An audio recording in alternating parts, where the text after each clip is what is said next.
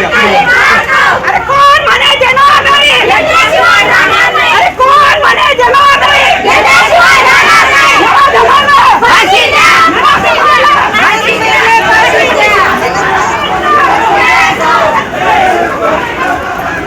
चोपडा तालुक्यात आदिवासी मुलीवर झालेल्या अत्याचाराच्या निषेधार्थ जन आक्रोश मोर्चा. नराधमास फाशीच्या शिक्षेची मागणी. तहसीलदार भाऊसाहेब थोरात उपस्थित नसल्यानं आदिवासी नेते आक्रमक.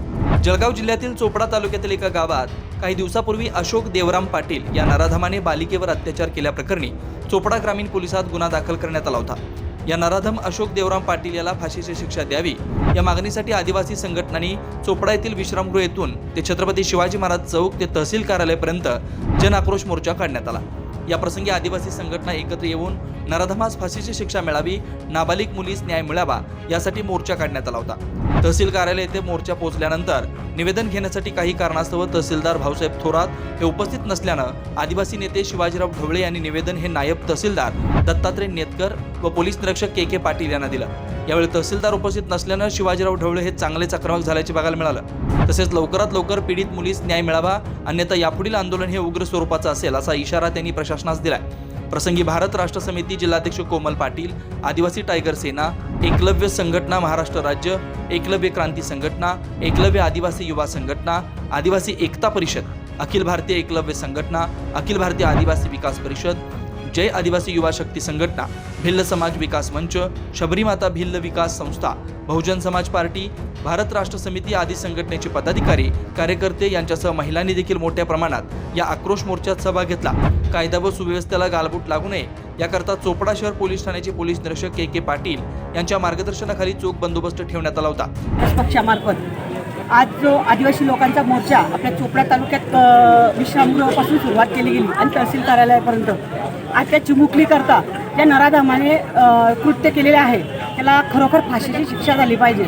आणि तहसीलदार साहेबांना जे आदिवासी बांधवांनी निवेदन दिलं त्या निवेदनावर दुर्लक्ष न करता त्याच्यावर तात्काळ ॲक्शन घ्यावी आणि तात्काळ त्या मुलीला न्याय मिळावा. जर मिळाला नाही त्या BRF महिला जिल्हा प्रमुख म्हणून मी सांगते की मी टोटल आदिवासी महिला रस्त्यावर आणून त्या नराधमाला आम्ही भर चौकात आम्हीच महिला त्याला संपवण्याचा प्रयत्न करणार आहोत.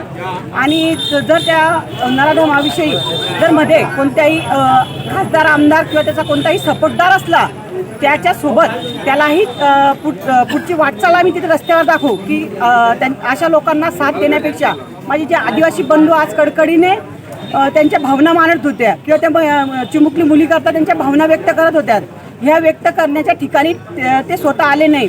आणि मी शासनाला सांगते आतापर्यंत खरोखर आदिवासी मुलीला जे बी अन्याय झाले एकाही मुलीला न्याय हा भाग मिळालाच नाही आहे. जर न्याय देऊ शकत नाही तर त्यांना फक्त महिलांच्या ताब्यात द्यावे. महिला काय आहे हे त्यांना आम्ही स्वतः दाखवू की महिलांची ताकद किती आहे. जर 33% आरक्षण म्हटलं आहे तर आम्ही ते राबवण्याशिवाय सोडणार नाही. जय आदिवासी. सर्वांना कल्पना आहे की या तालुक्यामध्ये लोकशाहीला डाळिंबा फासणारी एक घटना एका ऊसतोड कामगाराच्या मुलीच्या बाबतीमध्ये घडलेली आहे. एका 7 वर्षाच्या मुलीवरती लैंगिक अत्याचार करून तिच्यावरती बलात्कार करण्याचा प्रयत्न झालेला आहे. तो बलात्कार झाला किंवा नाही या संदर्भामध्ये पोलिसांनी खऱ्या अर्थानं कसल्याही पद्धतीची माहिती दिलेली नाही.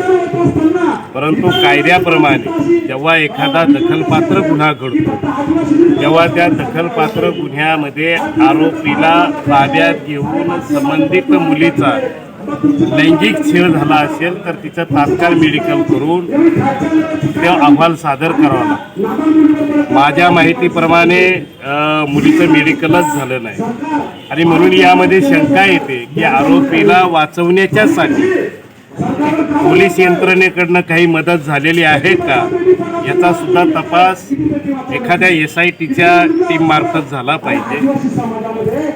महाराष्ट्रामध्ये गेली अनेक महिन्यापासून आम्ही बघतो आहोत. ती कोपरगावची घटना असेल, एरंडोलची घटना असेल, मराठवाड्यातली घटना असेल, आदिवासीच्या महिला व मुलीवरती लैंगिक अत्याचार होण्याचे प्रमाण मोठ्या प्रमाणात वाढलेले आहे. विशेषतः ऊसतोड कामासाठी स्थलांतरित होणाऱ्या आदिवासी बंधूंच्या महिला ह्या सुरक्षित नाहीत अशा पद्धतीच्या घटना ह्या 2-4 महिन्याच्या कालखंडामध्ये घडलेल्या आहेत.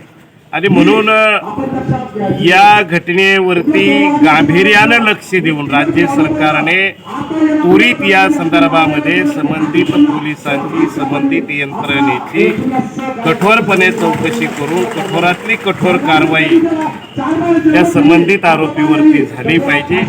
याचा निषेध करण्याच्यासाठी आज या ठिकाणी हा मोर्चा काढलेला आहे. खरं म्हणजे आदिवासी समाजाच्या अडाणीपणाचा, अज्ञानपणाचा गैरफायदा कायद्याची अंमलबजावणी करणारी लोक जर घेणार असतील, कुंपणाचं जर शेत खाणार असेल, तर या संदर्भामध्ये आभा कार्यकर्त्यांना सुद्धा सर्वांना एकत्रित येऊन राज्य सरकारचा निषेध महाराष्ट्रभर करावा लागणार आहे. आणि म्हणून आम्ही सर्व एक आहोत.